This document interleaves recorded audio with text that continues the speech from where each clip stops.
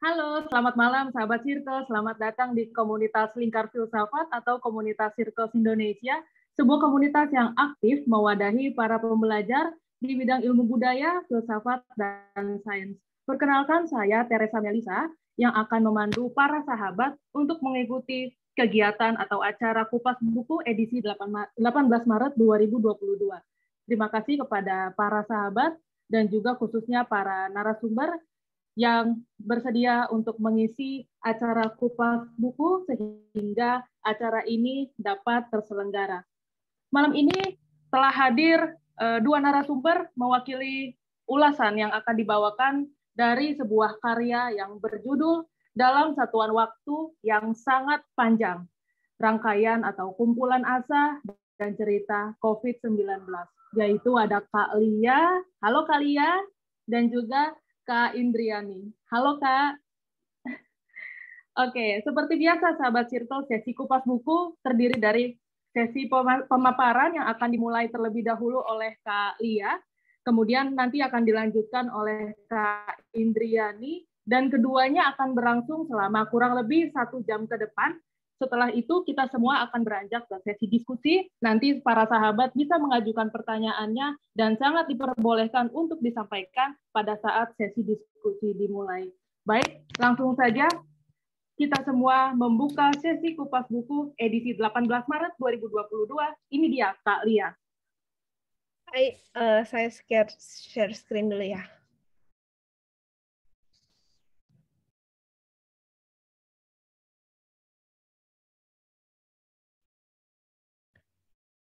Sudah kelihatan? Sudah, oke Kak.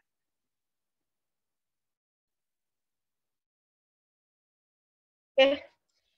Dalam satuan waktu yang sangat panjang, itu adalah sebuah antologi. Penulisnya itu ada 8 orang. Jadi saya sendiri, terus Kristiani Kabul, ada Claire, nama lainnya adalah Indriani, kemudian ada Mbak Kristina Yoga, ada Mbak Liz, Mbak Elisa, Mbak Fadilah, dan Mbak Dona. Mbak Dona ini juga sekaligus merangkap editor kita. Terus, nah Mbak Donanya udah datang. Asik.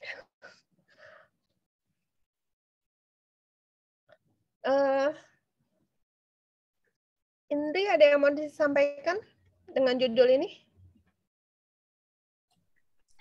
Iya, jadi judul ini memang kelihatannya sangat-sangat sangat-sangat sastrawi gitu. Jadi judul ini diambil dari karyanya Lia Zhang ya, di dalam buku ini yang judulnya sama, Dalam Satuan Waktu yang Sangat Panjang. Jadi setelah melalui kurasi dari editor kami Kak Donda Wijayanto, beliau bilang oke, buku tentang COVID ini judulnya akan dalam satuan waktu yang sangat panjang. Itu yang tepat untuk buku ini karena ya waktu itu kita di tengah pandemi dan mungkin karena pandemi ya kita jadi ngumpul sama-sama, kita berkesempatan untuk belajar bersama-sama untuk menulis gitu. Dan lahirlah buku ini gitu. Ya. Terus juga kalau mau dibahas, covernya ini juga hasil karya dari teman kita ya, Cilia, dari Kristi Kabul. Kebetulan Kristi Kabul ini seorang guru seni di Singapura gitu. Jadi dia yang mendesainkan cover kita gitu. Karena begitu dengar judulnya Dalam Satuan Waktu yang Sangat Panjang, katanya tuh dia sudah terbayang kalau semuanya itu serba floating gitu, terbang-terbang semua, dan kita nggak tahu kejelasan tentang masa depan itu apa gitu. Seperti apa masa depan, kapan berakhirnya COVID, itu semuanya itu serba misteri dan serba kita menunggu, dalam fase menunggu dalam satuan waktu yang sangat panjang. Jadi itu yang mungkin saya bisa sampaikan dari cover dan judul ya. Silahkan. Ya, dan dalam satuan waktu yang sangat panjang itu bukan berarti soal kalpa atau satuan waktu di agama-agama tertentu lainnya gitu. Jadi dalam satuan waktu yang sangat panjang itu sebenarnya adalah ketika kita itu bosan gitu, itu jadinya 1 jam itu pun terasa kayak setahun. Jadi waktunya jadi kayak molor demikian panjang gitu. Jadi sehingga kita nggak tahu kapan sih ini akan berhenti gitu. Jadi waktu pandemi lalu, misalnya aja ya, harusnya biasanya pagi berangkat kerja. Ternyata karena WFH jadinya di rumah. Dan itu di rumah isinya mantengin komputer, meeting segala macam. Lihat itu masih jam segini. Terus ada juga yang biasanya ibu rumah tangga harusnya jam 10 nganterin anak karena anaknya juga sekolah di rumah, akhirnya jadi waktunya itu batas-batas waktunya itu menjadi kayak hilang gitu. Jadinya satuan waktu yang sangat panjang itu menggambarkan di situ gitu. Terus kita nulis berdelapan. Mudah-mudahan sudah hadir semua para mbak-mbak tercinta sambil bawa buku kita.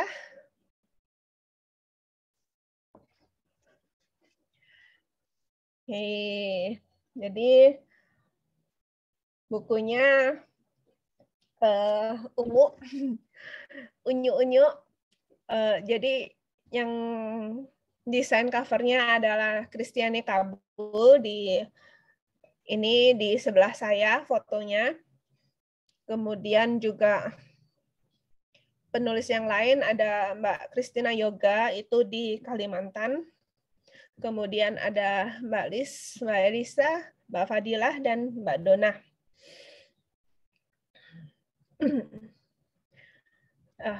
Ini judulnya udah disebut, dan ini judulnya adalah judul novelet saya. Saya juga terkesima gitu, wah judul novelet saya yang dipilih sama Mbak Dona gitu. Itu saya milih judul ini untuk novelet saya akan ada alasannya, nanti akan saya ceritakan di belakang.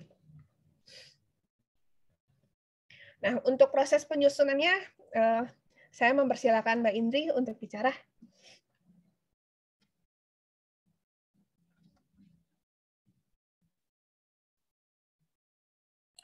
Ya, terima kasih, Lia. Saya padahal barusan mau ganti background nih supaya samaan. Oke, tapi sudah waktunya ngomong. Jadi saya terima kasih kesempatannya. Jadi bagaimana proses penyusunan buku ini? Nggak kelihatan buku ini ya. Harus di depan dada, jadi kelihatan. Iya, pokoknya buku inilah yang saya pegang ya, seperti yang di belakang Sislia itu. Jadinya kita dipertemukan di satu kelas waktu itu, kelas editing ya, self editing for novel kalau nggak salah. Ya, kita belajar self editing karena editor mahal mungkin ya. Jadi kita tapi gimana pun juga deh, kalau kita punya karya itu paling nggak sebelum kita tunjukin ke orang lain, istilahnya ibaratnya karya kita itu anak kita gitu kan, buah pikiran kita. Jadi kalau bisa kita dandanin dia gitu kan, kita bedakin, kita bikin cantik atau cakep, itu baru ditunjukin ke orang lain. Nah, kita ketemu di kelas itu self editing, terus kebetulan banyak dari kita yang juga cerewet. Ya. Ya, kita seperti satu frekuensi. Kalau cerewet nih bahasanya kurang elegan, Ci. Kita satu frekuensi, terus kita banyak ngomongin hal gitu kan. Terus tercetuslah kita bikin kita menarik maksudnya kita menarik saripati tentang COVID yang ada sekarang. Terus kita bikin buku nih, kita bikin antologi. Ketika mungkin buku lain antologi itu mungkin satu tema gitu ya, nanti ceritanya sedih-sedih semua, ceritanya fiksi-fiksi semua gitu kan.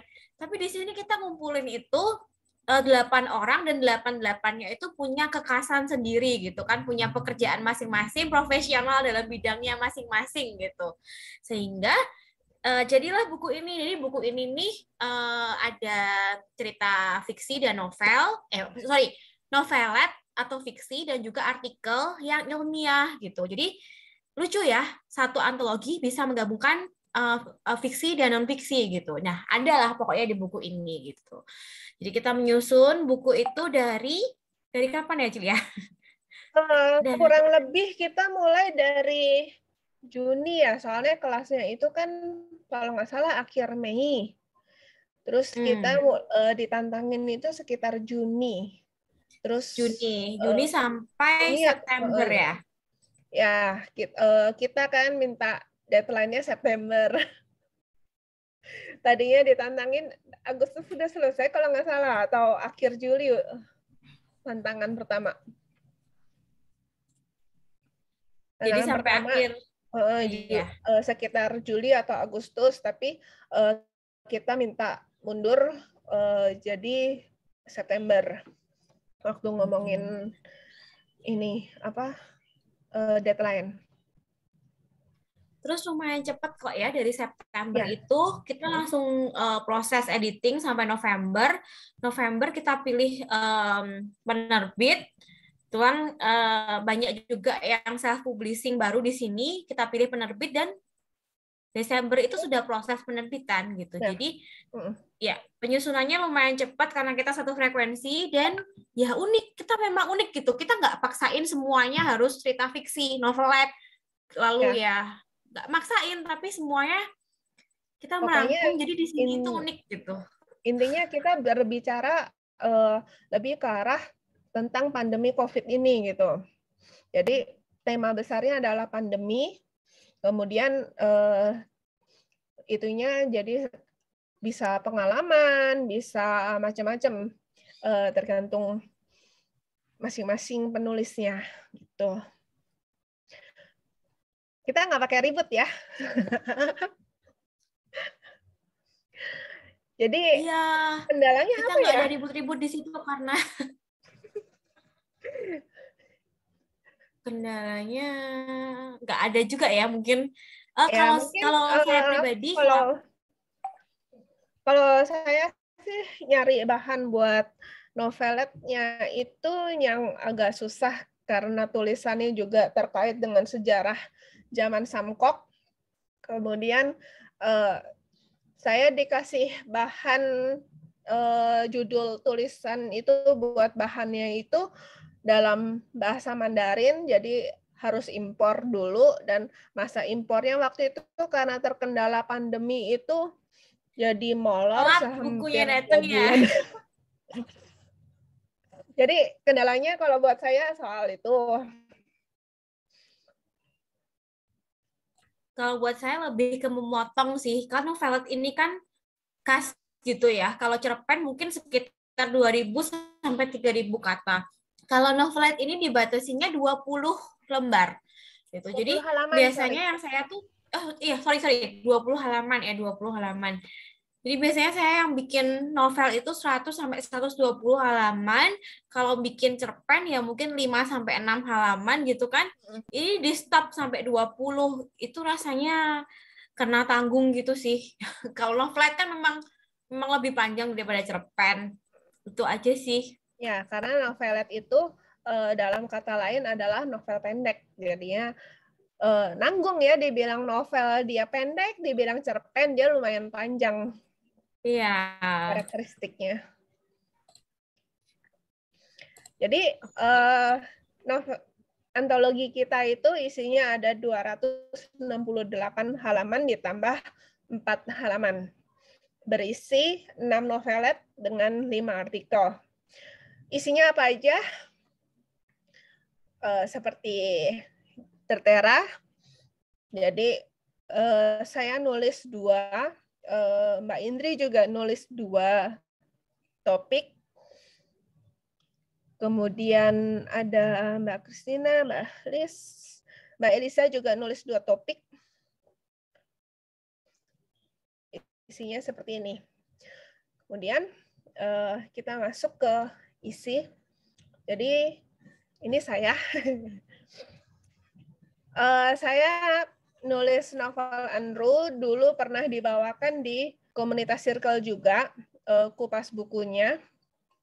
Kemudian selain novel Andrew, saya pernah menulis Love Around You, itu juga antologi, tapi udah habis. Di dalam itu saya nulis cerpen tentang Sarce. Jadi Sarce itu adalah keponakan dari Gubernur Jenderal Batavia yang pertama. Itu katanya dia jatuh cinta dengan penjaga gerbang, kemudian hubungannya ditentang, kemudian ada beberapa versi tentang akhir hidupnya. Jadi saya menulis dengan bahan salah satu versi tersebut. Kemudian yang satu lagi ini yang DSW adalah singkatan ini dalam satuan waktu yang sangat panjang gitu. Untuk mengirit tempat karena terbatas tempatnya, jadi saya singkat DSW. Kemudian saya juga nulis yang dalam proses itu adalah antologi Hisfik, itu nanti antologinya juga bareng Mbak Indri dan beberapa kawan di antologi DSW ini. Kemudian juga ada bakal novel Kupu-Kupu Sicu. Kemudian yang Asyu 1741 adalah kelanjutan dari Enru 1980 dan 1741. Di DSW ini saya nulis 2. Yang pertama adalah sebuah fiksi dengan judul sama seperti judul antologi, yakni Dalam Satuan Waktu yang Sangat Panjang. Kemudian yang kedua adalah Wolation, kisah di balik penamaan Rumah Sakit Darurat Wuhan, Tiongkok. Kenapa judulnya Dalam Satuan Waktu yang Sangat Panjang? Karena saya menulis dalam bentuk time traveling, tapi time traveling yang berbeda dengan novel Andrew.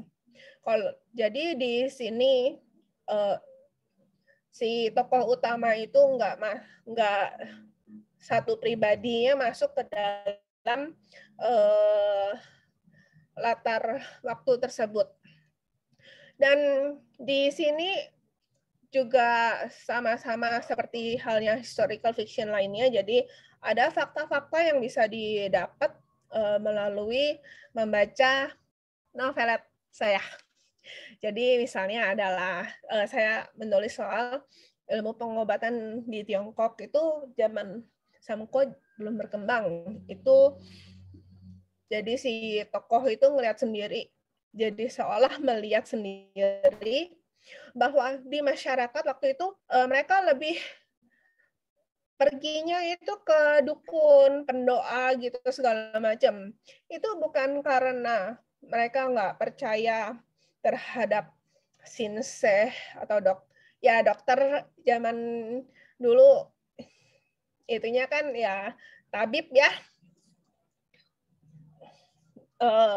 Itu karena akses ke sananya itu amat sangat kurang, terutama di desa yang jauh dari pusat. Jadi misalnya pusat pemerintahannya di Beijing, tapi desanya itu di daerah Henan, itu jauh banget. Jadi biasanya untuk ilmu pengobatan yang kayak macam sinseh, tabib segala macam itu sangat susah. Jadi mereka mau nggak mau ya arahnya cari dukun. Kemudian daratan di Tiongkok itu kita tahu luas banget gitu kan. Jadi iklim di daerah Hainan dengan daerah Beijing itu beda banget. Jadinya waktu Cao Cao nyerang ke selatan, sampai di selatan mereka kena endemi karena badan mereka itu nggak cocok dengan iklim di sana, juga nggak cocok dengan misalnya virus-virusnya atau bakterinya gitu. Mereka nggak punya antibodi untuk menangani itu. Jadi mereka gampang kena penyakit yang di sana gitu. Kemudian soal Hu Talisman. Jadi kalau baca di novelet ini, saya nulis tentang Chang Chao, pemimpin dari pemberontak yang apa namanya nuansanya Taoisme. Kemudian beliau menggunakan Hu untuk orang-orang. Jadi beliau itu tergolong berkarisma mungkin ya. Jadi dalam waktu yang cepat mereka cepat banget kumpulin orang. Tapi salah satu caranya adalah mereka juga mengobati orang, dan mengobati orangnya itu cuma bacain mantra gitu, tapi juga ada unsur-unsur pengobatan misalnya dari yang digunakan untuk nulis Hu, talisman. Aku agak susah talisman, kebiasaan nyebut. Jadi misalnya kayak cusa itu dalam jumlah tertentu adalah obat, tapi kalau misalnya kebanyakan juga racun sih. Kemudian juga ada soal arang, kemudian juga soal kertas, dan itu butuh orang yang lebih pandai untuk meneliti itu. Kalau saya kayaknya sekarang belum mampu untuk menjelaskan. Dan masih banyak lagi hal-hal yang bisa ditangkap dari ceritanya si Kevin. Jadi ini tokoh utamanya adalah Kevin. Kalau dulu di Enru nama tokoh utamanya adalah Enru, ini Kevin. Kemudian yang kedua, saya juga nulis hal yang rumah sakit itu sebenarnya adalah hipotesa. Jadi saya terinspirasi dari si Koko. Jadi dia itu adalah founder di grup saya sebelah, seorang pemerhati budaya Tionghoa juga, pemerhati filsafatnya juga, karena beliau lulusan filsafat dan beliau dulu menulis paham realitas dasar dalam filosofi Tionghoa.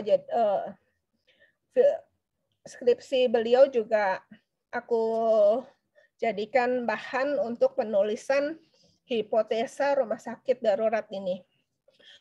Jadi intinya adalah kalau misalnya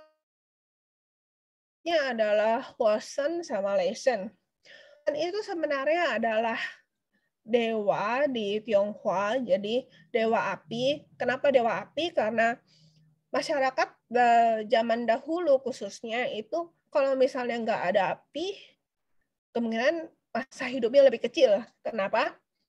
Untuk masak pakai api. Untuk menghindari binatang buas juga pakai api. Jadi untuk mereka. Kemudian Leisen itu ada pengaruh dari filosofi Tionghoa juga. Jadi nanti terkait dengan yin yang, Husing, sama Pakwa. Jadi kalau misalnya kita lihat, Lei itu, petir itu ada di timur. Kemudian api itu di selatan. Kemudian juga ngelihat api. Petir itu kan elemennya kayu. Nah, kita ngelihat nanti lari ke sini. Jadi kayu itu melahirkan api. Jadi dengan bantuan kayu, apinya akan semakin kuat. Jadi sedangkan COVID itu kan nyerangnya ke paru-paru. Paru-paru itu unsurnya logam. Jadi nanti api yang itu ngalahin, kan melemahkan logam. Jadi kalah COVID-nya. Itu intinya. Oke, sekarang kita beralih ke Mbak Indri, silakan.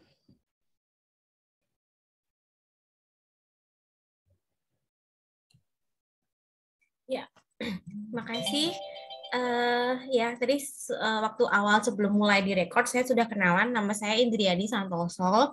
Cuman beberapa orang bilang namanya kok Deso gitu ya, nggak menjual nih kalau ditulis jadi pengarang novel gitu kan. Jadi saya pakainya nama Krisma dan nama baptis saya Claire Teresia. Jadi Claire Tara Teresia. Jadi saya dipanggilnya Claire, pangkas aja dari Teresia.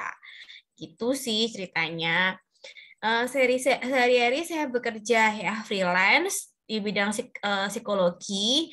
Lalu saya kebetulan juga dosen CPNS baru gitu ya. Dan juga banyak menangani tentang mindfulness gitu. Atau boleh dibilang mindfulness practitioner. Karya saya yang udah terbit non-fiksi ada Kakeibo dari Skrito Book. Jadi Kakeibo ini seni dari Jepang. Jadi gimana cara kita itu mencatat keuangan gitu. Jadi bukan mencatat yang harus seperti akuntansi, bukan. Tapi bagaimana kita tahu, kita sadar, balik lagi saya basicnya mindfulness kan ya. Jadi mindfulness itu kita sadar uang kita itu kemana aja, uang kita itu keluar kemana aja gitu, dan untuk apa aja. Nah di situ yang pertama saya nerbitin Kakeibo, lalu ada fiksi Lafayette.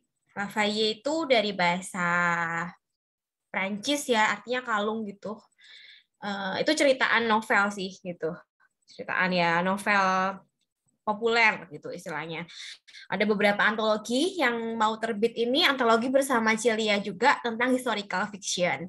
Dan akan terbit itu juga, saya sama kayak Cilia suka dengan sejarah, jadi saya mau semoga tahun ini bisa terbit, judulnya Kerong Sanggiok, itu tahun 1914,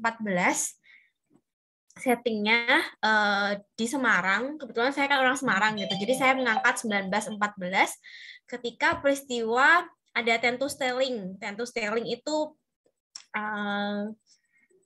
pasar raya terbesar waktu itu di dunia. Jadi Belanda merayakan ulang tahunnya di daerah jajahannya gitu, merayakan kemerdekaan di daerah jajahannya justru dengan pasar raya expo terbesar Tentus Stelling itu, dan itu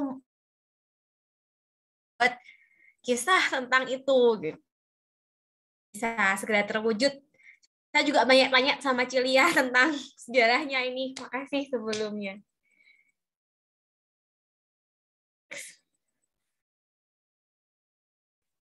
Nah, di buku ini, di buku antologi Satuan Waktu yang Sangat Panjang ini ya, saya menuliskan dua, satu fiksi dan satu lagi non-fiksi. Yang fiksi itu judulnya Regret in the Time of Pandemic. Jadi saya mengangkat isu tentang persona manusia itu yang beda gitu di sosial media. Bagaimana dia menampakkan dirinya, membuat image akan dirinya di sosial media dengan yang aslinya. Itu sih ceritanya, novelet 27 mungkin 27 halaman kurang lebih tentang itu, dan dihubungkan dengan masa pandemi gitu. Jadi waktu pandemi kan kita memang nggak bisa kemana-mana dan kita dipaksa untuk berkomunikasinya ya dengan sosial media. Kita tahu berita orang lain lagi sakit, orang lain lagi isolasi, orang lain kenapa, semua dari sosial media. Bahkan yang biasa bertatap muka juga ya akhirnya kuliah pun juga online gitu kan. Jadi semuanya serba online sehingga persona kita yang asli dan persona kita di sosial media atau online itu bisa saja merupakan orang yang berbeda gitu atau beda jauh. Di sini ceritanya tentang itu. Next. Nah, kalau yang non-fiksi atau artikel ini saya lebih ke itu ya, masker dan asumsi saat pandemi. Jadi berangkat dari pengalaman saya gitu kan, ketika pandemi itu jadi takut gitu menyapa orang. Kita semua pakai masker, ditutupin gitu pakai masker, sehingga cuma kelihatan matanya aja, ya kan? Jadi ketika kita ketemu orang, kita mau menyapa, kita ragu-ragu, ini bener nggak ya orangnya, gitu kan? Jangan-jangan nanti salah, gitu. Jadi menimbulkan keraguan gitu. Nah, padahal yang namanya manusia itu punya tiga respon alami ketika dia merasa menghadapi bahaya. Jadi punya insting yang membuat kita itu bereaksi. Tiga yang utama itu adalah fight atau melawan, flight kabur, pergi aja, atau freeze. Ya, jadinya manusia punya indera, ya, yang normal punya 5 indera tentunya, mata, hidung, telinga, kulit, juga mulut gitu kan yang bisa merasakan. Dari indera-indera tersebut kita bisa memproses gitu ya. Ini sesuatu berbahaya nggak untuk kita? Bila kita merasa sesuatu ini berbahaya, nah maka kita akan berpikir kan, menimbang-nimbang respon apa yang akan kita keluarkan. Apakah kita melawannya? Oke, kita akan melawannya kalau kita merasa lebih tinggi atau lebih berkemampuan dari lawan kita. Atau kita akan kabur, lari, fight, gitu kan? Kayaknya lawan ini nggak bisa kita lawan nih. Oke, kita kabur aja. Atau malah freeze, ya. Freeze itu diam aja, pura-pura mati kayak rakun, gitu tuh dibilang ya.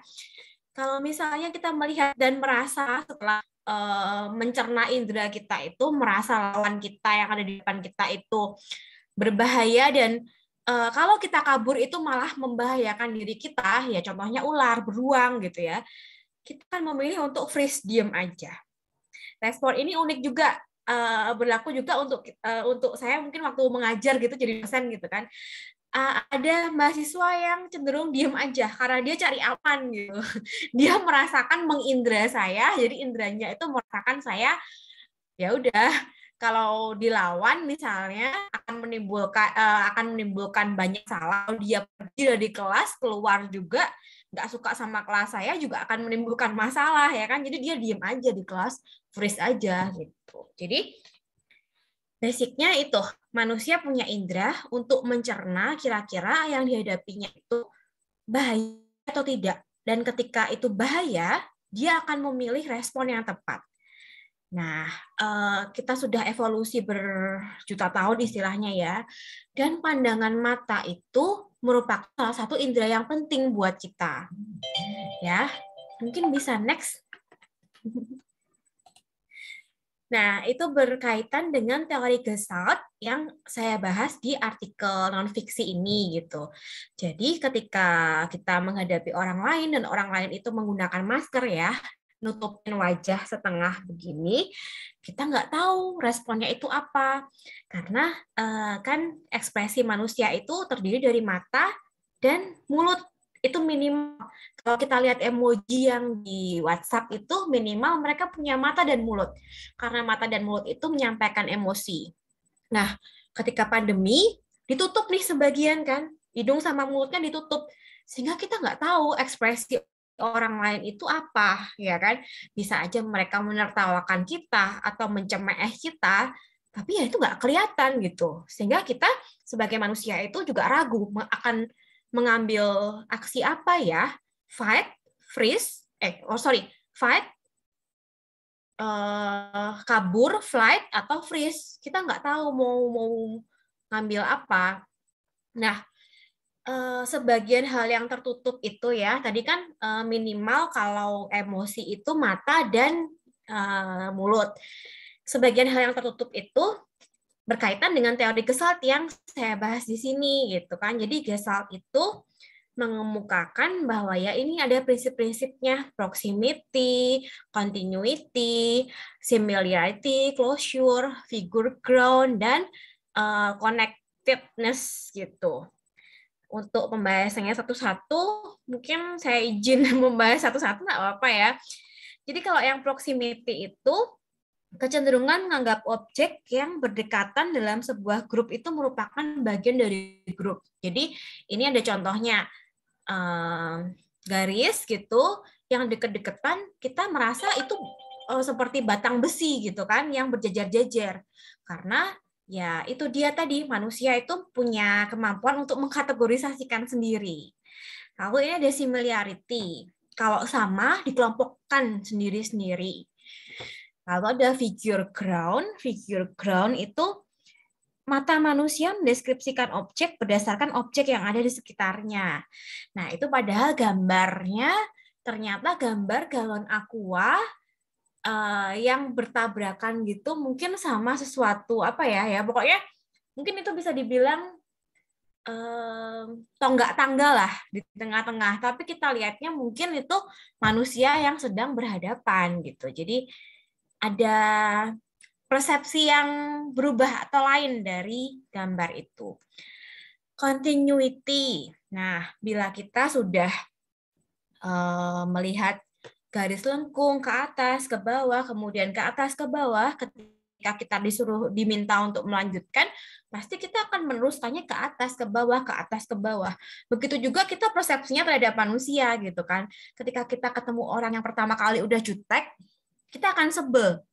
Dan mungkin pertemuan berikutnya kita sudah menganggap dia nih nggak seru gitu kan, nyebelin gitu. Padahal belum tentu gitu. Kita hanya meneruskan aja persepsi berdasarkan continuity ini gitu.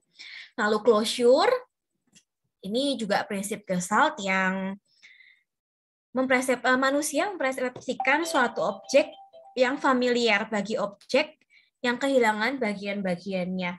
Ini kita bisa bilang kalau ini adalah kotak atau persegi. Walaupun dia bukan persegi yang utuh. Ya karena otak kita sebagai manusia sudah menganggapnya sesuatu yang mendekati hal itu gitu. Nah, ya kita mungkin bisa menganggapnya ketika kita ketemu orang pakai masker, matanya itu lagi gini, lagi kayak sipit, kayak seperti bulan sabit gitu ya. Terus kita menganggap, oh orang ini pasti senyum nih, orang ini pasti ketawa. Padahal dia meringis, kesakitan, kakinya kamu injek gak kerasa gitu kan. Ditutup. Sama gitu, matanya ini sama.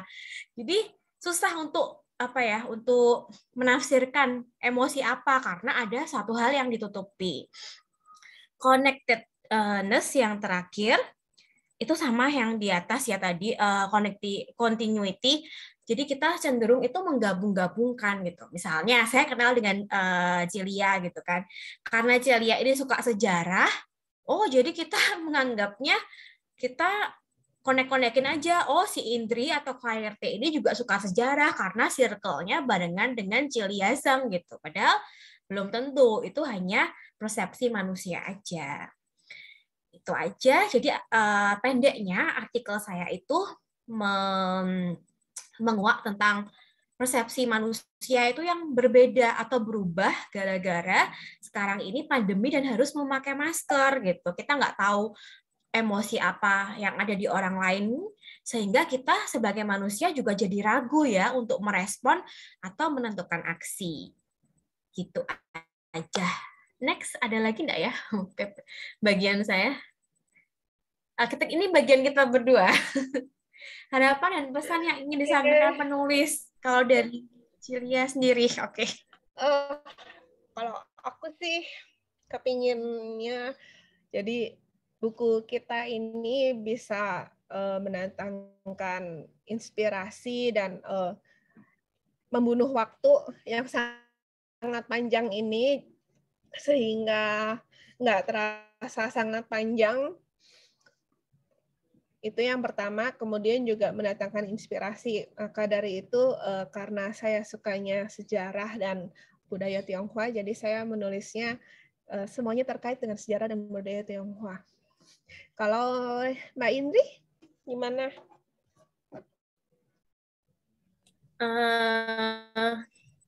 Apa ya? Yang jelas, sebetulnya saya mau menyampaikan ini. Jadi di dalam buku ini, mentor atau editor kita, Kak Donna, itu menuliskan tentang dia kehilangan seorang yang disayangnya ketika pandemi gitu. Dan itu tulisannya itu menyentuh hati saya gitu loh. Karena waktu itu pandemi kan kita nggak tahu. Seperti Thanos aja gitu kan, orang-orang berguguran pada tiba-tiba aja orang yang kita akrab, yang kita nggak nyangka akan pergi, mereka pergi gitu kan.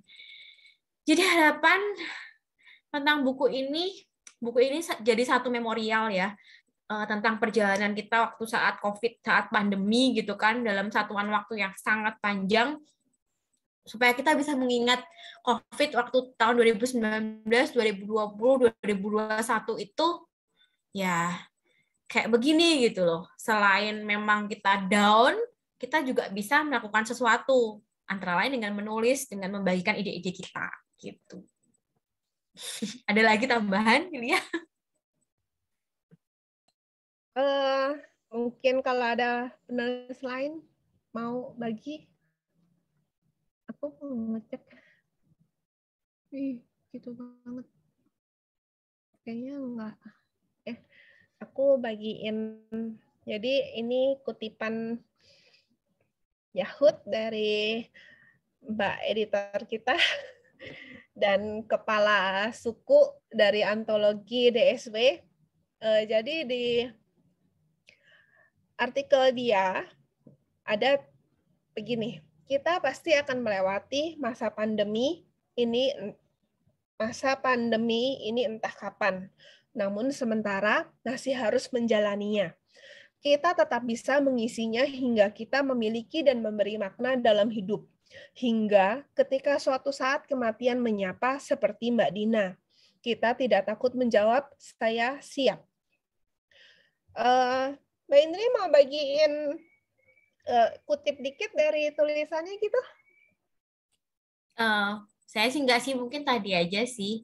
Ada yang mau ngomong nggak nih? Kebetulan kita ada Mbak Christina Yoga, ada Mbak Donna Wijayanto, ada Mbak Elisa, ada Mbak Fadilah Alin yang hadir malam ini, yang juga bagian dari penulis dari satuan waktu yang sangat panjang. Kita paksa mereka untuk open mic, Julia. Ada temani Jati nih, Mbak Lis kayaknya. Mbak Lis juga ada, Listiawati. Rezeki Listiawati juga ada. Gimana? Kita paksa siapa untuk buka? Mbak Donna, minta unmute. Halo.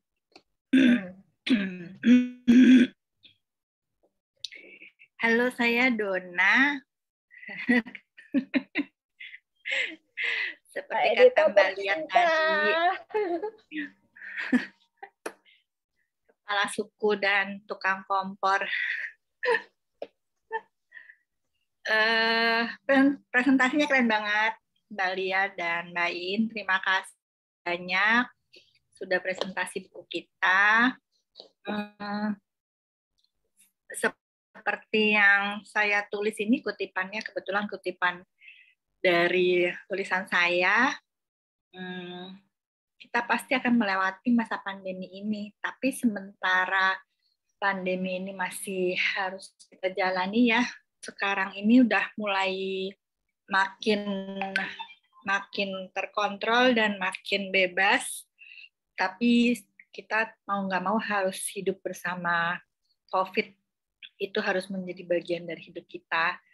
Tapi kita harus mengisi hidup kita sehingga hidup kita menjadi bermakna. Gitu.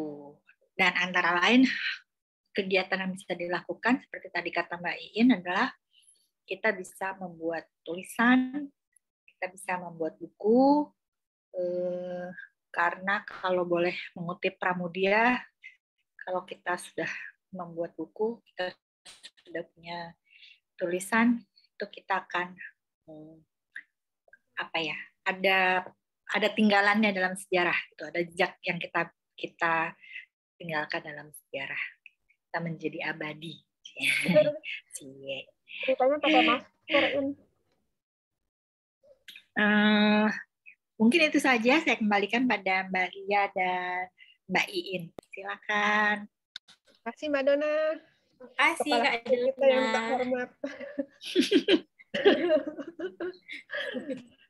Aku membacain sedikit dari artikel aku.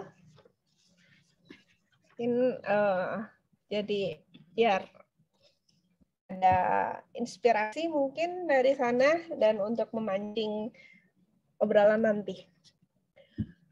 Dari Coalition, kisah di balik penamaan rumah sakit darurat Wuhan. Ini ada di alinea sekian, harus ngitung. Jadi, menurut legenda bangsa Tionghoa, dikatakan bahwa Curong adalah sosok dewa api. Curong adalah dewa yang disematkan pada beliau. Curong adalah gelar yang disematkan pada beliau. Sebelum dianggap sebagai dewa, Curong adalah raja atau pemimpin di daerah selatan Tiongkok dan dikatakan sebagai leluhur orang-orang Chu. Curong juga disebut-sebut sebagai orang yang mengajari masyarakat sekitar untuk menggunakan api dan mematangkan hewan buruan sebelum disantap. Sebagai informasi tambahan, kota Wuhan berdiri di wilayah yang dulunya ditempati orang Chu tersebut. Leshen sebagai dewa petir adalah salah satu dewa purba, juga dewa yang dipuja oleh orang-orang Chu. Di setiap peradaban, setidaknya pernah ada pemujaan terhadap dewa ini. Ambil contoh di Skandinavia yang direpresentasikan sebagai Thor. Pada budaya Tionghoa, pemujaan terhadap dewa petir bisa dikatakan berawal dari rasa takjub dan rasa takut manusia atas kilatan petir dan suaranya yang menggelegar. Selain itu, petir yang menyambar pohon dapat meluluh lantakan pohon tersebut hingga hancur bagai abu. Di kemudian hari, sesuai dengan perkembangan pemikiran, pemujaan terhadap petir ini berkembang.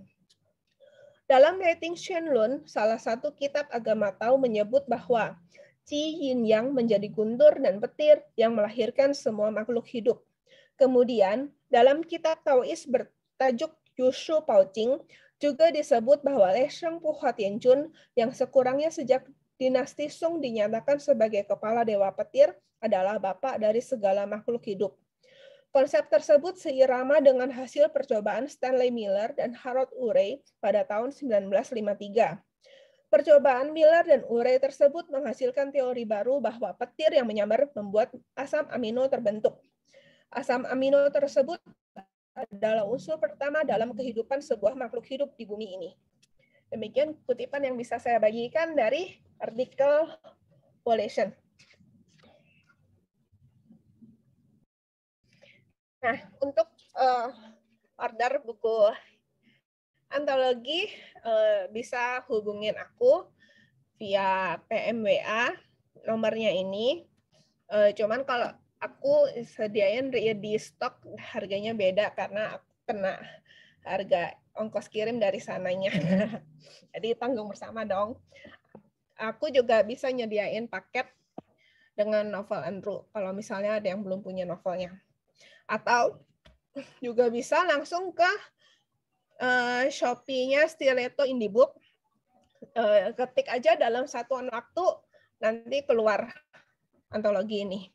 Tapi di sana kena pre-order sekitar 14 hari. Harganya 98.000. Demikian yang bisa kita bagikan, atau Indri ada tambahan? Saya nggak ada tambahan, Cilia. Boleh lanjut aja. Atau kalau waktunya masih ada, boleh teman kita yang mau ngomong sama penulis. Mbak moderator.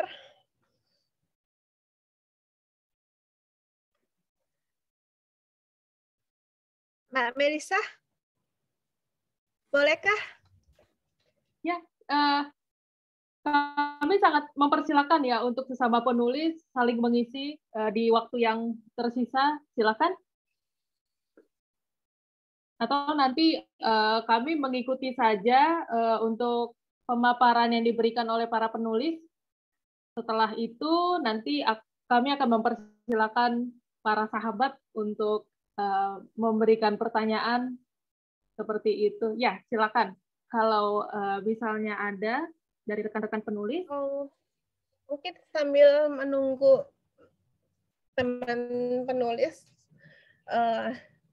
kita mulai ajukan kuis yang pertama. Gimana, Mbak Melisa dan Mbak Indri? Oh, baik. Berarti kita langsung membuka sesi diskusi nih untuk sesi pertama ada kuis dari kami. Jadi ada pertanyaan, nanti dijawab. Tolong dilihat siapa yang duluan menjawab dengan benar. Nanti ada hadiah dari kita. Oh, begitu. Wah, ini makin menarik ya. Wah, ini makin menarik. Semoga kayaknya saya bisa menang juga nih. Ya, oke. Silakan untuk membawakan kuisnya mungkin dari para penulis. Silakan. Kita diskusi aja gimana? Kita diskusi aja. Terus karena hadiah ini kan hadiah gitu kan, jadi kita simpan di akhir, gimana? Karena udah terlanjur diomong, ada kuis dan ada pertanyaan. Oke, Sudah oke. Sip. disiapkan. Nanti masih ada lagi kan hadiahnya? Ada 2 ya yang mau kita bagikan ya. Ada 4. 4. Apa aja hadiahnya kali Cilia? Tumbler, Mhm. tumbler dengan gambar dalam satu waktu yang sangat panjang, dan juga ada novel antologi dalam satu waktu yang sangat panjang. Jadi ada buku dan tumbler ya yang kita mau bagikan ya. Jadi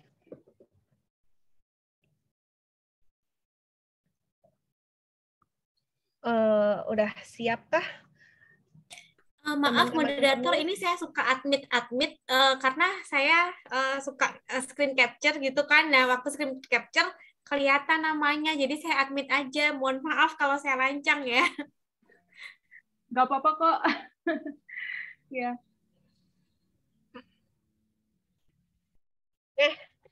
Pertanyaan pertama. Berapa sih penulis dalam antologi dalam satuan waktu yang sangat panjang? 8. 8. Yang 8. tadi yang pertama jawab siapa ya? Nofri Iya, ya. karena 8. sistematikanya gimana nih? Tadi ada yang langsung buka open mic, ada juga yang angkat tangan nih, Cilia. Karena aku pikir tadi via chat, aku nungguin di chat. Mungkin Gimana di nih? chat aja kali, Mbak Lia. Di Ya, chat aja. sahabat Jadi yang mau memberikan jawabannya di chat, silakan. Yang Mungkin paling duluan di Berarti chat ya. pertanyaan tadi kita tangguhkan aja ya, Cilia. Ya. Pertanyaan tadi kita tangguhkan aja. Kita ke pertanyaan baru aja. Gimana? Setuju. Pertanyaan baru adalah berapa jumlah artikel di antologi ini? Silakan jawab di chat.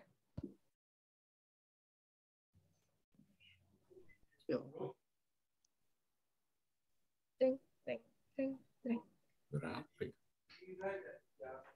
ceng, ceng.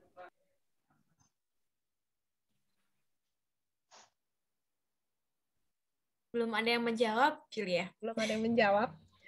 Sudah ada Bung Nofri menjawab secara japri. Oh, Berapa, Mas? jawabannya? Jawaban Bung Nofri 3. Lalu jawaban Joshua 4. Alah ya. Kawan-kawan Gimana, tolong Mbak Dona? tulisnya di everyone ya, bukan direct message ke Iya, penulis belum atau benar. ke host. dan juga belum benar. Jadi silakan jawab lagi di chat to everyone ya. Jadi kita semuanya bisa baca.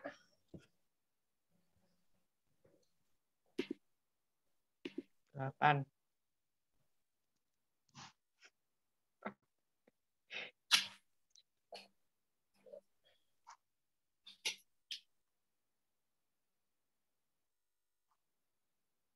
Tampaknya belum ada yang menjawab ya. Ya. Sahabat sekalian, silakan dijawab di kolom chat. Nanti pilihannya itu di chat ada everyone, send to everyone. Nah, nanti dari sana kita terutama ya para penulis yang akan memilih siapa yang beruntung.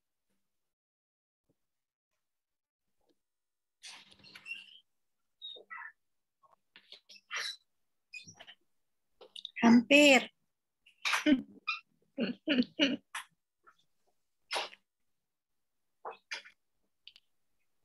Tadi aku sebut loh jawabannya di awal.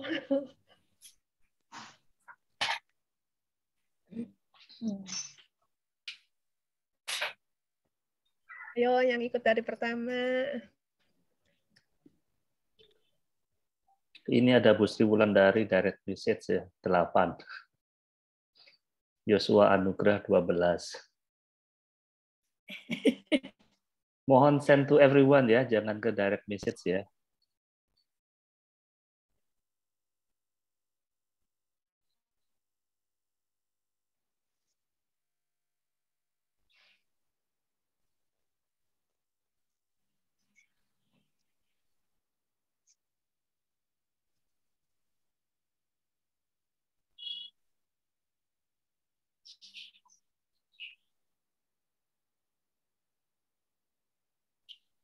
Kemudian ada Bung Napitupulu menjawab ya, 11 katanya. Masih kami nantikan ya untuk sahabat sekalian yang ingin berpartisipasi untuk menjawab kuisnya. Nah, pertanyaannya kalau boleh saya ulangi, sebutkan jumlah artikel yang ada di buku dalam satuan waktu yang sangat panjang. Sahabat bisa menjawabnya di kolom chat. Masih kami nantikan ya untuk jawabannya.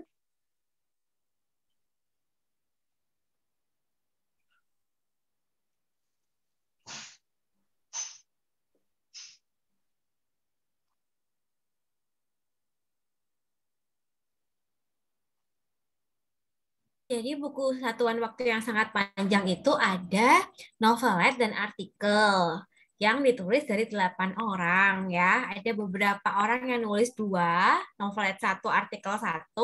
Ada juga yang cuma nulis artikel aja atau nulis novelet aja. Ceritanya gitu. Nah, berapa jumlah artikel yang ada di dalamnya? Berarti kalau artikel tidak termasuk novelet ya, Kak Lia ya? Iya. Ada yang jawab tuh 6 artikel. Gimana, Mbak Dona? Belum. Belum.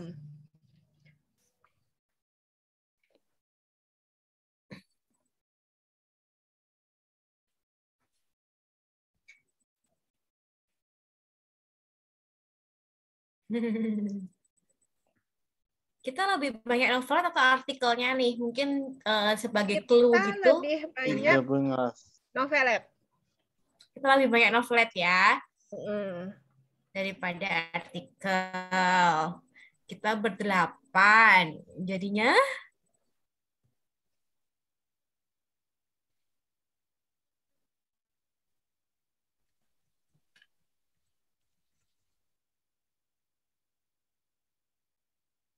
Raise hand gimana? kayaknya mau resen itu mau tanya dan diskusi deh kalau nggak salah ya. Atau gimana? Karena belum ada jawaban yang tepat. Atau kita ganti pertanyaan lain?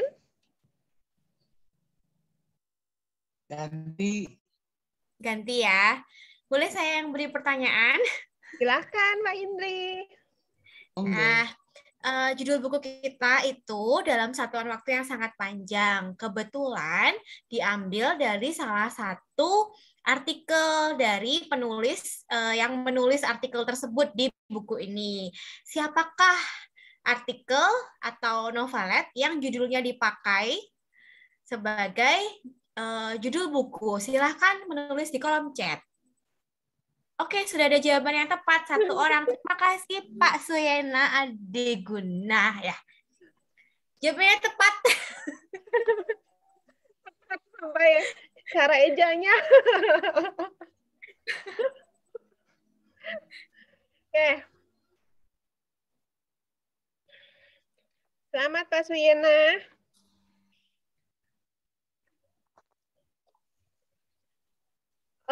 Pertanyaan kedua ya. Untuk habis itu kita masuk ke tanya jawab. Yang kedua oleh Kak Dona atau Mana? siapa? Kak Dona aja. Yang kedua oleh Kak Dona. Lia aja. Ya. Ya udah saya bacain pertanyaan kedua ya. Pertanyaan ketiga sebetulnya ya. Ya. Apa itu hulation? Hulation. Silakan yang mau menjawab tulis di kolom komentar. Siapa cepat dia dapat. Ada 2 tumbler dan 2 buku dalam satuan waktu yang sangat panjang. Kalau tadi yang menyimak Kak Lia pasti bisa menjelaskan. Udah ada jawaban? Talisman petir. Benarkah? Mbak Lia yang Masa talisman? Nggak, kurang tepat.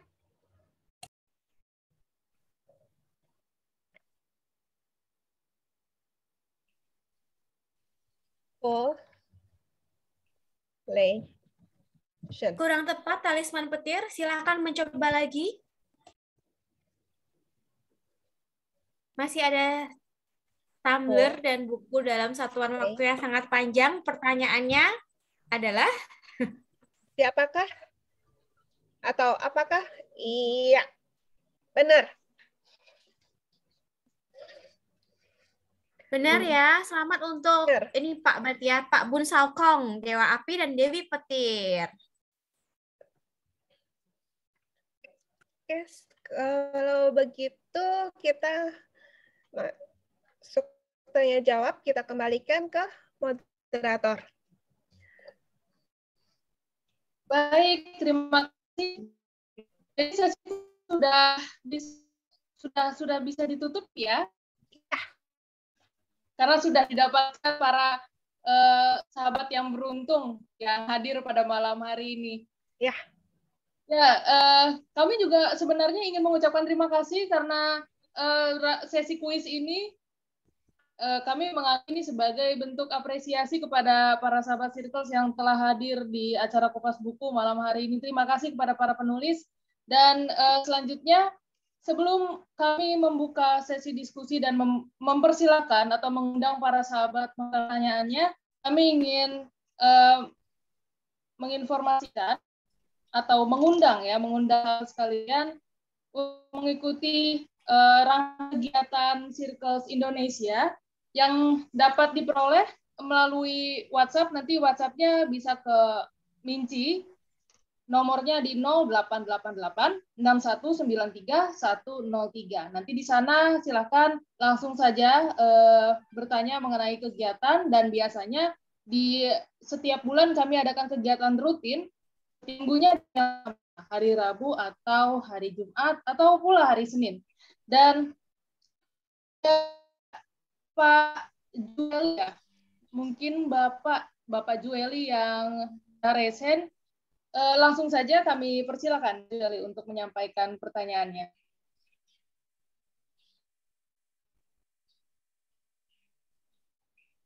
Silakan.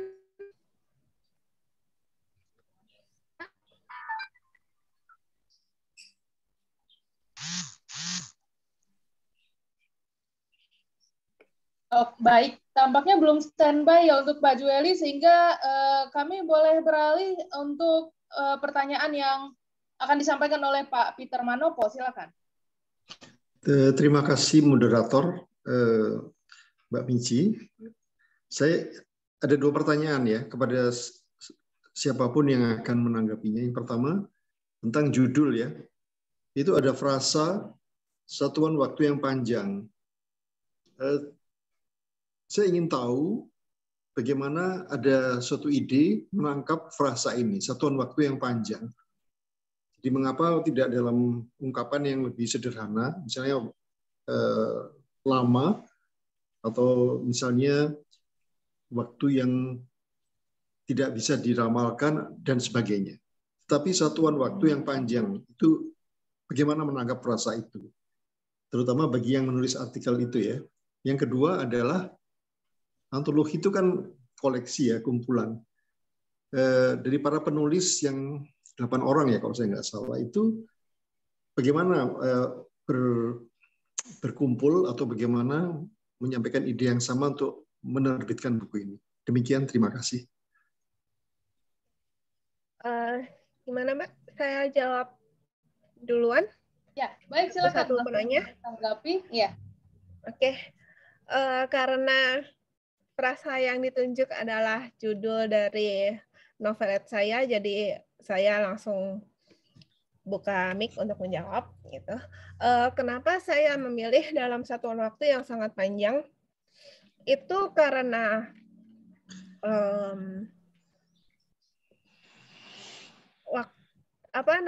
waktunya itu biasanya kan kita kalau misalnya bosan, bete gitu kan, terus ngeliat jam, masih jam segini ya, kok lama banget ya, sejam aja kayak setahun gitu. Jadi itu yang mendasari kenapa satuan waktunya kayak sangat panjang gitu. Jadi kayak dimolor-molorkan. Padahal satuan waktunya ya sama gitu. Satuannya sama, tapi terasanya sangat panjang gitu. Kalau misalnya saya bikin satuan waktu yang panjang, kayaknya akan tambah panjang lagi, jadi akan membuat orang susah menyebut judul ini, judul novelet saya. Kemudian yang kedua, dalam satuan waktu yang sangat panjang, terasa agak puitis ya. Dan ini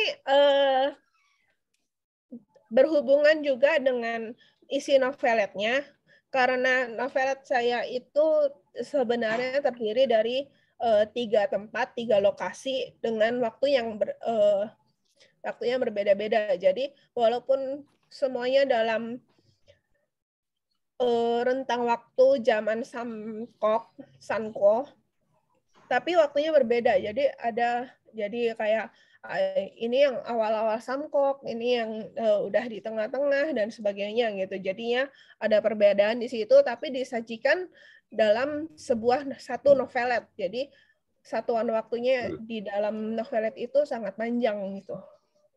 Demikian yang bisa saya jawab untuk pertanyaan pertama.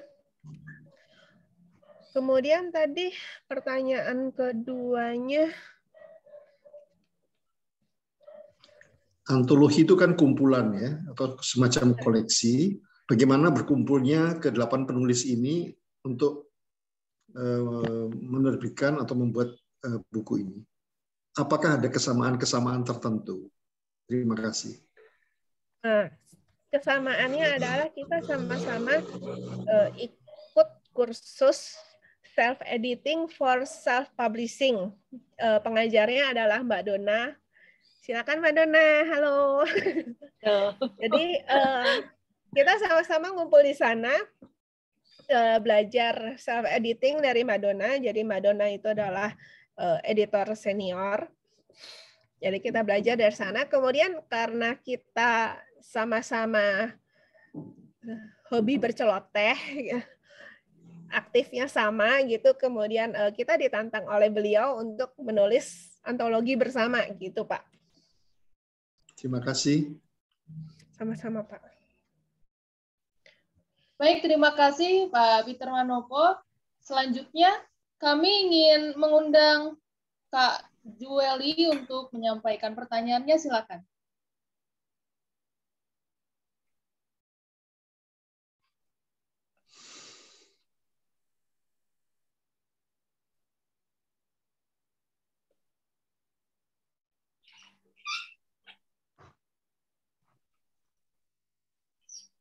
Baik, tampaknya masih belum standby ya untuk Kak Jueli. Baik, kalau begitu kami mengundang Bapak Suyena Ade Gunawan. Silakan, Pak. Terima kasih, Bu Minci. Pertanyaan saya ditujukan kepada Ibu Lia.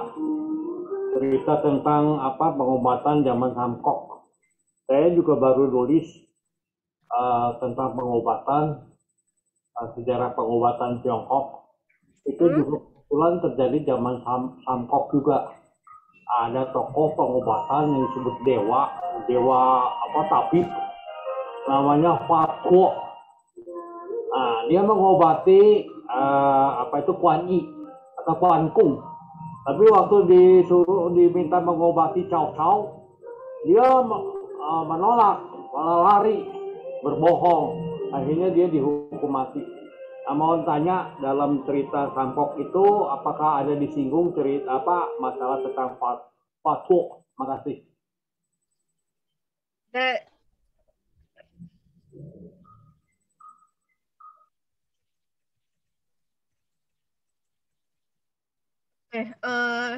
Jadi di cerita saya tidak menyinggung soal Fatwo, karena Fatwo itu tentunya ada di daerah-daerah pusat kekuasaan. Jadi saya lebih menulis daerah yang bukan pusat kekuasaan. Jadi intinya saya menulis soal sebenarnya saat Cao Cao kena endemi, kemudian endemi di sebuah desa yang mana nggak ada tabibnya gitu, kemudian juga tentang Chang Chao.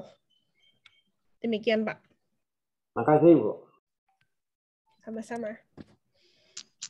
Baik, sebelum kami mengundang para penanya lainnya yang telah raise hand dan telah kami list seperti itu, kami ingin mengundang para sahabat untuk mendaftarkan diri pada kegiatan Circles di bulan April 2022, yaitu di hari Rabu, kegiatannya kelas Rabu atau Kalbu, yang akan diampu oleh Kak Sendria Kwan. Kak Sendria Kwan adalah pengajar dan pemerhati budaya, terutama untuk budaya Tiongkok, dengan topik besarnya yaitu filsafat Tiongkok kuno dan sains modern. Di antaranya, para sahabat nanti akan mempelajari mengenai Confucius ritual dan kuantum fisika, kemudian ada juga Lao Tzu dan The Way. Kemudian ada juga Chuang Tzu dan Sun Tzu dan Unlimited Self. Kira-kira di antaranya seperti yang telah kami sebutkan, bagi para sahabat yang ingin mendaftarkan diri, silakan, link sudah dibuka untuk pendaftarannya. Nanti selengkapnya bisa menghubungi Minci di nomor 0888 6193 103. Baik, tadi kami melihat sudah ada yang raise hand, namun kembali lower hand ya, sehingga tidak tampil di screen. Kalau begitu, kami mungkin ingin memanggil kembali atau mengundang kembali Kak Jueli, apakah sudah standby untuk menyampaikan pertanyaannya?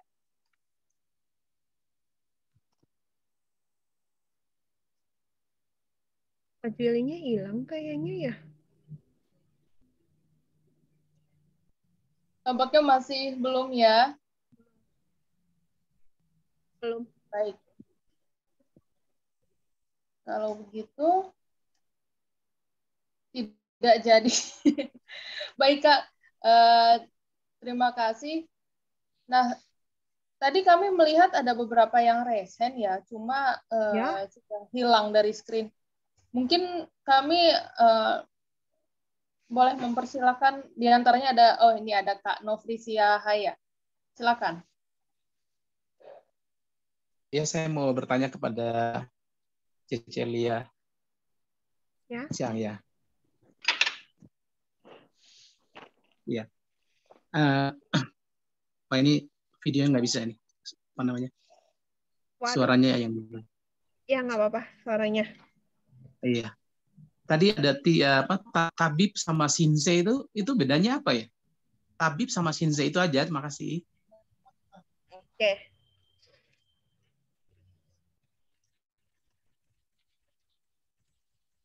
Sebenarnya hanya soal panggilan aja. Jadi kalau shinsei itu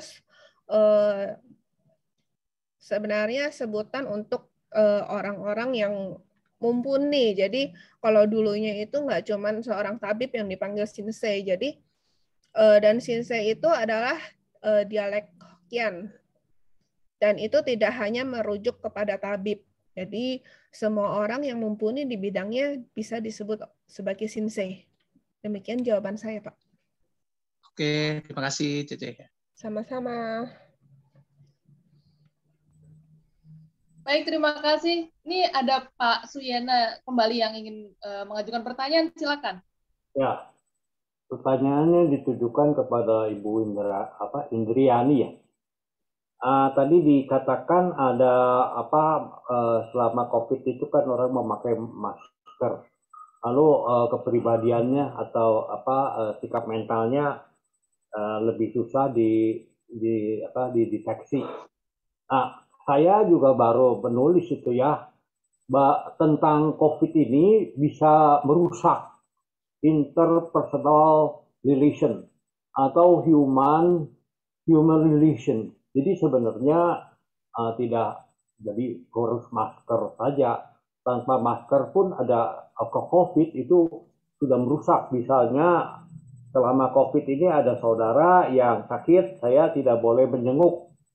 Ada orang tua kandung pun orang meninggal, wah jaraknya jauh sekali. Ritual hilang. Itu terjadi dalam yang saya ikutin itu keluarga besar agama Konghucu yang ketat sekali, penuh nuansa ritualnya ketika menghadapi upacara duka, ternyata juga tidak ada. Nah ini sebenarnya, jadi masker ini ada tambahan saja untuk mendeteksi, atau sebenarnya tidak ada masker pun sekalipun sudah bisa diketahui, sudah rusak, turun derajat itu. Kewajiban-kewajiban anak kepada orang tua, kewajiban-kewajiban moral antar saudara, saling pinjam uang juga tidak ada, di dalam pekerjaan juga saling memberhentikan, saling sikut, dan lain sebagainya. Ya, itu saja pertanyaannya. Terima kasih. Terima kasih Pak Suyana Ade Gunawan. Saya mau menjawab, menarik sekali Pak, kalau kan Bapak tadi cerita sedang menulis tentang COVID yang merusak interaksi. Saya setuju sih Pak, memang iya. Sudah selesai. Sudah menulis Pak? Sudah dipresentasikan. Oh, berarti saya yang kelewatan nih Pak. Iya, saya setuju sih Pak. Kalau boleh saya cerita pengalaman pribadi saya juga. Mertua saya kebetulan meninggal karena COVID, dan kami keluarga Tionghoa juga, sehingga mertua saya kalau boleh dibilang mohon maaf tidak bisa dimakamkan dengan layak. Jadi banyak hal yang kita harus lewatkan gitu. Jadi mertua saya bahkan dia dimasukkan ke dalam peti gitu kan, dia tidak berbaju gitu loh. Jadi kita sudah pasrah saja menerima peti gitu dari rumah sakit, dan tidak ada upacara sama sekali.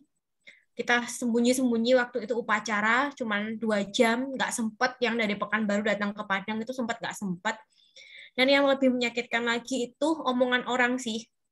Jadi mungkin untuk orang Tionghoa itu sangat berarti kalau meninggal itu ramai gitu ya. Artinya dia berarti orang yang dicintai oleh kerabat-kerabatnya begitu. Tapi ketika COVID kan hal itu tidak memungkinkan, sehingga omongan orang tuh, nah kan waktu hidup itu kurang berderma.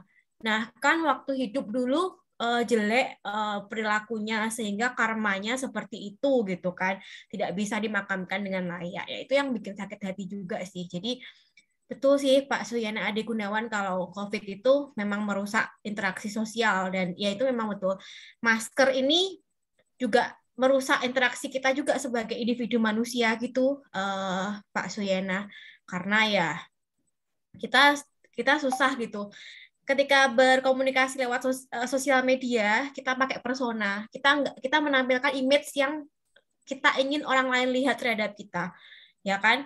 Nah, ketika bertemu langsung, kita malah memakai masker. Jadi kita nggak bisa melihat lawan bicara kita itu seperti apa gitu ya. Jadi ya, betul kata Pak Suyana Ade Gunawan.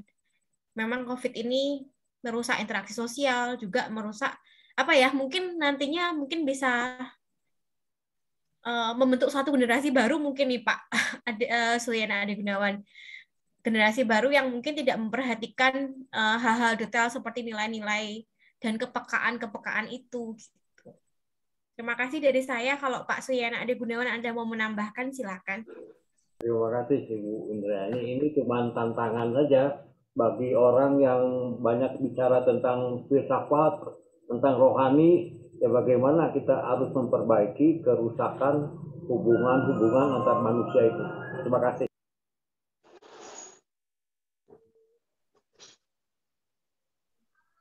Ya, setuju sih. Udah tahu gimana nampaknya. Jadi bagaimana cara kita untuk bisa memperbaiki sehingga kita bisa menjadi manusia yang masih manusia ya Pak ya. Iya, makasih Pak. Kalau mau dilanjut silakan. Baik, masih kami nantikan untuk sahabat Circles yang ingin bertanya. Silakan.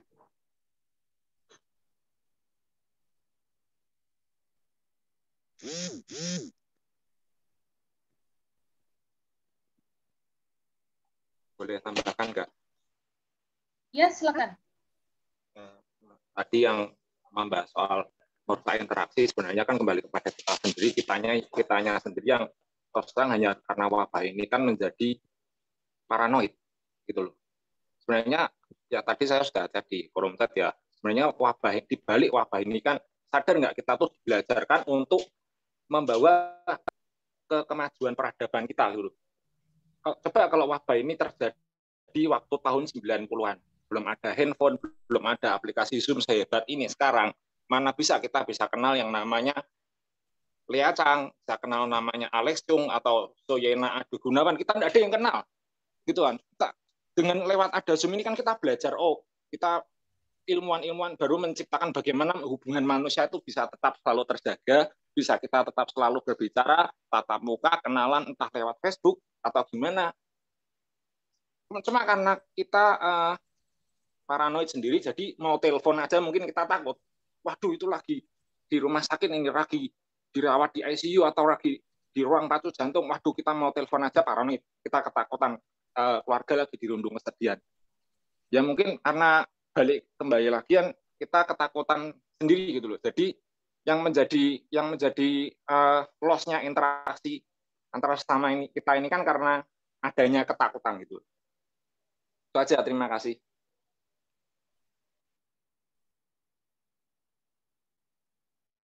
Silakan. Mungkin dari Kak Lia atau dari Kak Inggris, silakan.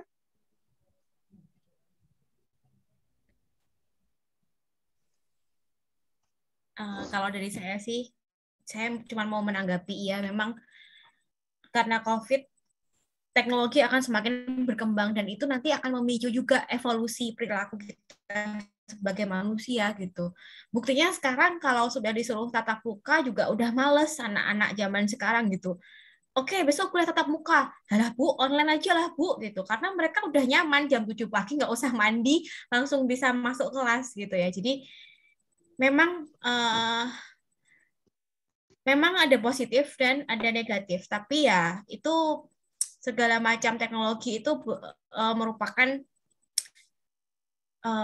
usaha kita untuk beradaptasi dengan keadaan yang sekarang gitu, dan memang butuh waktu yang sangat panjang memang untuk menerimanya, untuk mengkajinya, sehingga nantinya setelah ini akan banyak muncul penelitian, riset gitu berkaitan dengan pandemi. Dan dari saya itu sih, kalau Cilia mau menambahkan silakan. Aku tambahin, jadi ya memang COVID ini di satu sisi merugikan kita. Jadi kita nggak bisa jumpa orang secara langsung dengan PD, menyatakan inilah saya dengan terbuka seluruh wajah gitu. Tapi jadinya kita kalau misalnya jumpa pun acap cuman kebuka segini doang gitu, makan juga buru-buru, cepet-cepet makan biar cepet-cepet pakai masker lagi. Tapi di sisi lain juga kita jadi lebih terbuka, jadi kita kenal ada Zoom meeting, kemudian juga mungkin ada beberapa kawan di sini yang dulu ikut diskusi lewat Skype atau juga lewat media-media lainnya gitu. Jadi di satu sisi emang merugikan, di satu sisi emang terjadinya perubahan teknologi dan perubahan tata cara berkomunikasi. Demikian yang bisa dibagikan. Baik. Selanjutnya ada Bung Denny Karolus, silakan.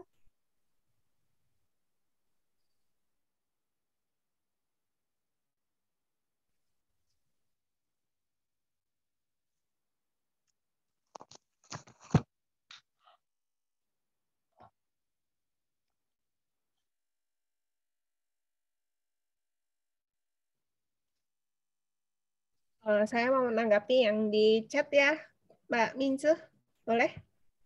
Oh, baik-baik. Jadi ada pendapat dari Kak Madi Jarah, bilangnya mungkin manusia akan menyesuaikan diri dengan pemakaian masker, manusia mungkin tidak akan menggunakan ekspresi bibir dan mata lagi untuk memahami lawan bicara, mungkin menggabungkan ekspresi mata dengan ekspresi tubuh yang lain. Iya, jadi kalau misalnya diperhatikan dari tadi saya ngomong juga ambil begini-begini karena biar lebih dramatis dan lebih ketahuan apa sih sebenarnya mau saya sampaikan gitu.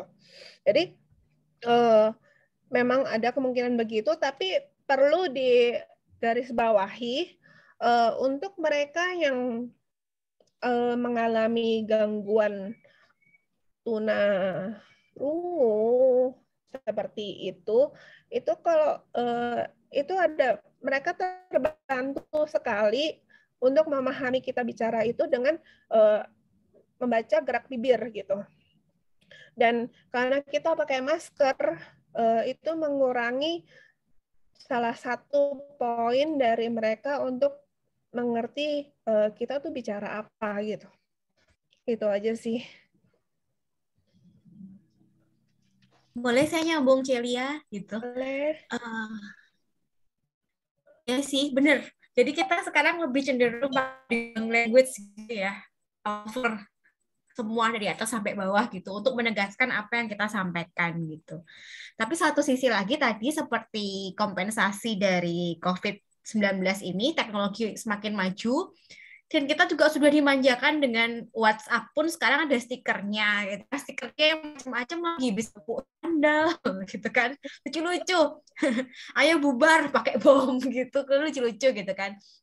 Jadi itu berkaitan dengan tesis saya waktu kemarin S2 itu saya bikin penelitian tentang emoticon, pengaruh emoticon yang digunakan antar etnis gitu ya untuk menyampaikan ekspresi emosinya. Nah, itu nanti jatuhnya nanti juga akan ada banyak riset juga tentang ekspresi emosi, tapi bukan dengan facial expression gitu, tapi dengan yang lainnya.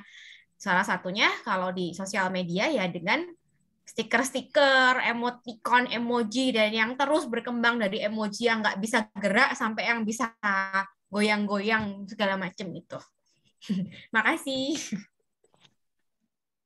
Tapi kemudian bagaimana ya menanggapi fenomena seperti yang pernah saya ingin menanyakan sesuatu yang pernah saya dengar saja.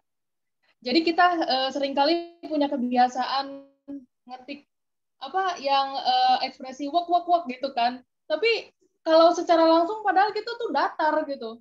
Padahal kita tuh lagi kesel gitu. Tapi kok bisa-bisanya kita menanggapi chat dari orang lain dengan kalimat wak gitu untuk menunjukkan ekspresi kita yang humoris atau yang lucu begitu.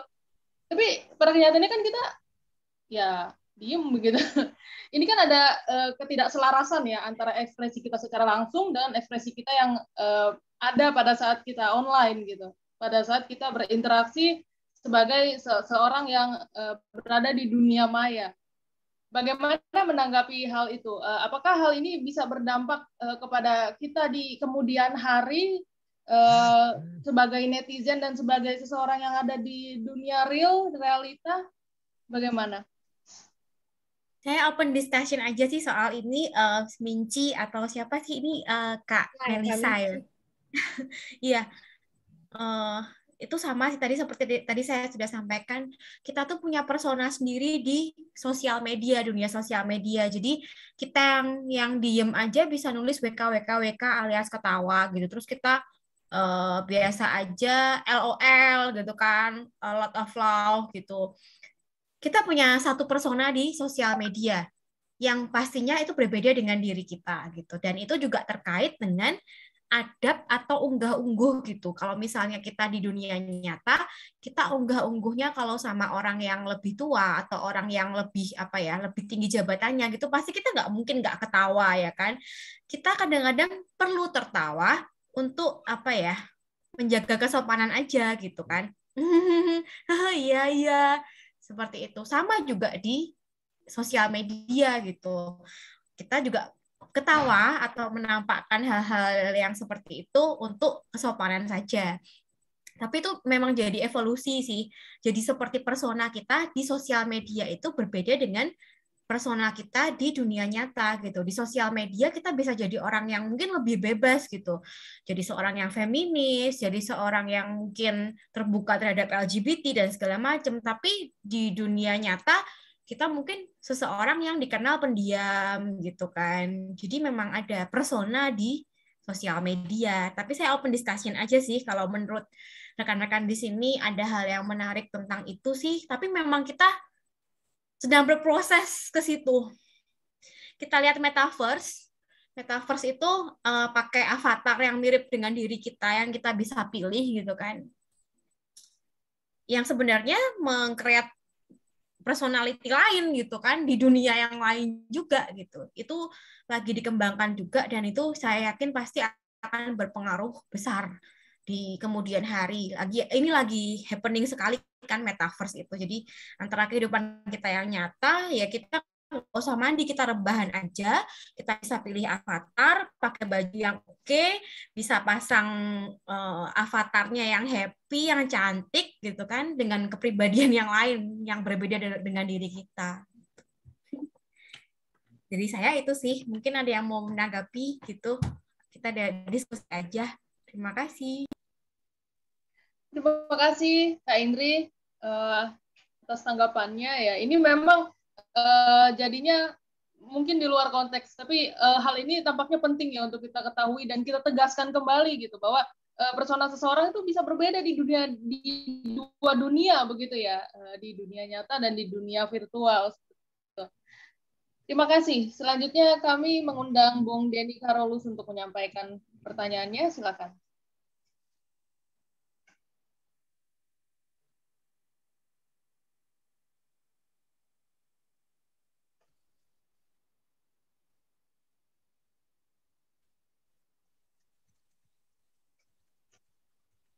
Ya, silakan Bung Denny.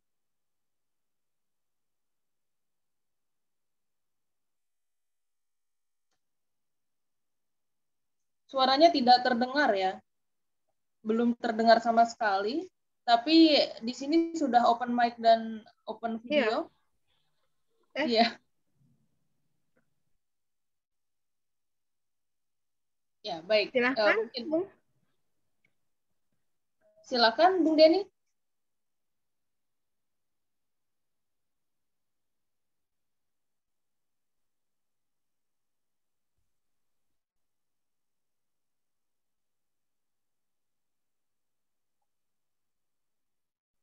Suaranya belum terdengar ya? Iya.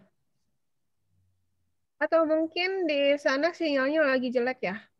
Aku tahu-tahu ya, mungkin videonya pun hilang. Nah, ini muncul lagi.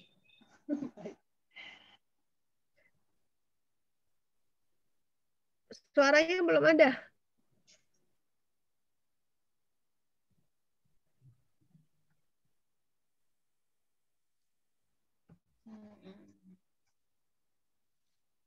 Oke. Baik, sambil menunggu. Mungkin diketik. Ya, mungkin. Oh, baik. Oh, gangguannya di HP. Ya, baik. Atau kalau mungkin gitu, diketik. Ya, diketik saja ya.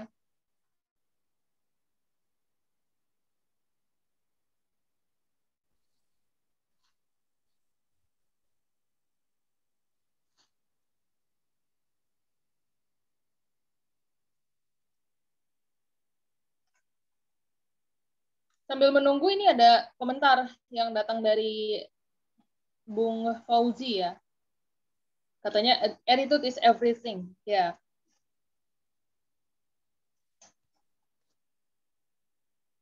Kita sepakat sih ya untuk attitude yang kita sebagai netizen ataupun sebagai warga biasa di dunia yang nyata gitu ya, attitude tetap yang menjadi segala-galanya. Oke. Bung Denny sudah masuk lagi nih ya, baru saja. Dan mungkin sudah bisa menyampaikan. Ya, maaf. Tadi Mbak tadi terlalu lama ngobrol, jadi HP saya sampai penuh datanya tadi, jadi WA saya penuh. Terus tadi itu sebenarnya saya ingin menanggapi juga tentang masa ke masa. Nah, tadi saya spontan ketika ada teman yang ngomong gerak bibir dan sebagainya, itu sama dengan pelatihan intelijen, Mbak. Mungkin Mbak pernah lihat filmnya Mission Impossible Tom Cruise waktu di Moskow, lah itu kan dia sempat ditangkap, terus dengar gerak bibirnya polisi di Rusia, dia tahu loh, ini intelijen, ini bicara tentang saya, padahal itu jaraknya hanya 500 meter. Dia dalam kondisi tidur dan melihat gitu. Nah, ini Mbak, saya sendiri juga ingin menanggapi dulu, ini mungkin juga hubungan dengan komunikasi dulu. Dulu ketika zaman Raja biasa seperti Singosari dan Majapahit itu pernah berkontak dengan negara dinasti Ming, yaitu kerajaan Tiongkok kuno.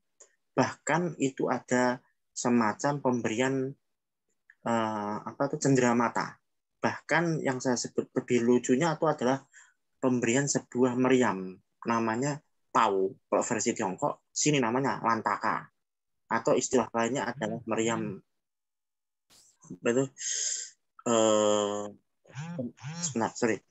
Lantaka, satu lagi istilahnya itu meriamnya meriam gersang. Jadi meriamnya itu dimasukkan ke dalam besi lama terus ditembakkan tuh. Dulu memang itu untuk komunikasi, Mbak. Bahkan kita harus jujur, namanya beduk yang ada di masjid itu sebenarnya dari Tiongkok. Bahkan itu sebagai sarana memanggil orang untuk beribadah. Nah, beduk itu kan dulu kan dibuat dari kulit kulit kerbau yang untuk memanggil orang untuk beribadah. Itu asli dari para wali songo, saya sebut namanya Sunan Bonang. Nah, sama Sunan Gunung Jati. Jadi saya juga ingin minta tanggapannya ke Mbak pembicara sekarang ini. Apakah sarana ibaratnya peninggalan sejarah dulu seperti meriam, cenderamata, termasuk perhiasan yang saya sebut namanya itu meriam catbang, istilahnya catbang, satu lagi itu namanya petasan, bahkan beduk itu sebagai sarana pemberian. Oh ya, ini maksudnya adalah penyebaran wilayah. Oh, ini maksudnya adalah inkulturasi budaya. Contoh ada namanya lontong cap gome. Itu lontong cap gome. Itu apakah bagian dari komunikasi yang bagian dari interaksi masyarakat Tionghoa masa lalu, Mbak? Itu, Mbak. Terima kasih atas pertanyaannya. Itu, Mbak. Saya itu dulu aja. Saya minta tanggapannya dari dua pembicara nih. Untuk meriam segala macam. Sebenarnya kan kalau misalnya disebut meriam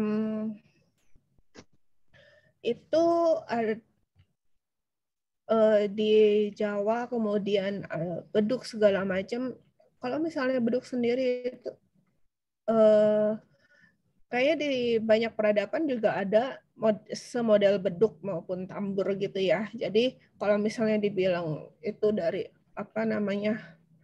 ini yang Tionghoa terus penyerapan segala macam, karena saya belum punya bukti jelas artefak arkeologis bahwa itu pasti dari Tionghoa, jadi saya no comment kalau dibilang itu dari Tionghoa, karena saya belum menemukan bukti arkeologis. Demikian tanggapan saya. Mungkin ada tanggapan lain dari Kak Indri mungkin? Saya malah bingung nih mau nanggapin tentang apa, karena kalau soal akulturasi budaya begitu mungkin lebih ke Cilia mungkin ya, yang lebih paham dan lebih memahaminya gitu. Tapi kalau tentang komunikasi itu ya sih, saya juga belajar soal micro expression gitu kan. Jadi ya itu micro expression itu wajah. Jadi sekecil kedipan mata, sekecil guratan di daerah pelipis itu kita harus perhatikan gitu. Jadi beberapa rekaman harus kita ulang-ulang, lalu kita tonton supaya kita tahu orang ini sebenarnya emosinya seperti apa gitu kan.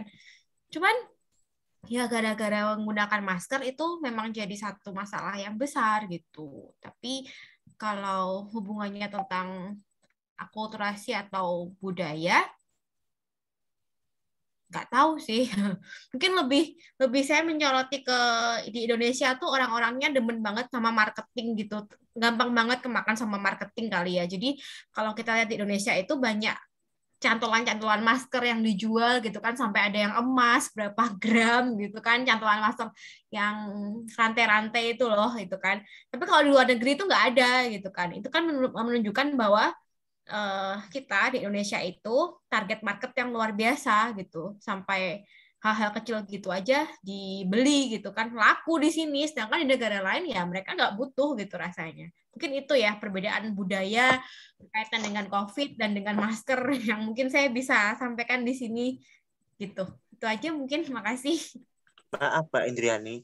Mbak Indriani, mungkin Mbak Indriani masih ingat film Mahabharata. Ada yang namanya tokoh Sengkuni. Sengkuni lah. Sengkuni biasanya kalau mau kan matanya diginikan, yang satunya diginikan. Yang mulia lah kepada Duryudana maupun kepada Dhestharashtra. Nah, saya kadang-kadang juga heran kenapa Sengkuni matanya begini. Ternyata setelah saya teliti itu sebagai simbol maaf ya, saya licik. Biasanya orang licik itu matanya satunya diginikan, maaf ya, bukan juling loh, bukan kerol bahasa Jawa. Satunya bibirnya gini, bukan karena stroke, tapi dia merasa rasain lo. Bahasa Jakarta, lo kena juga karena. Jadi saya kemarin juga sempat meneliti Mbak soal itu. Jadi selain saya soal gelak bibir yang pernah digunakan intelijen waktu di perang apa Mission Impossible itu Tom Cruise, tapi juga saya akhirnya juga melihat ketika Sengkuni, maaf matanya diginikan satu, terus bibirnya gini, miring setengah, itu saya lihat, oh ini orang ini licik, munafik. Apakah bisa Mbak, mata, bibir ini bisa menjadi simbol bahwa, oh ini agak licik, oh ini agak munafik, oh ini orang ini tulus. Misalnya gini, lebar gini kan berarti tulus apa adanya, tapi agak ke samping ini, maaf, bukan stroke, bukan pencong, tapi memang setahu saya orang tuh yang licik itu begitu. Bahkan itu pernah diekspresikan di film Mahabharata yang tayang di Antv dulu gitu. Saya ingat ya, oh iya, Sengkuni begitu. Berarti kan orang, maaf ya, licik, munafik ya, maaf, kecenderungan seperti itu. Apa benar Mbak? Mata ini, bibir ini bisa menjadi simbol baik buruknya orang. Itu Mbak. Makasih Mas Denny. Ada teorinya.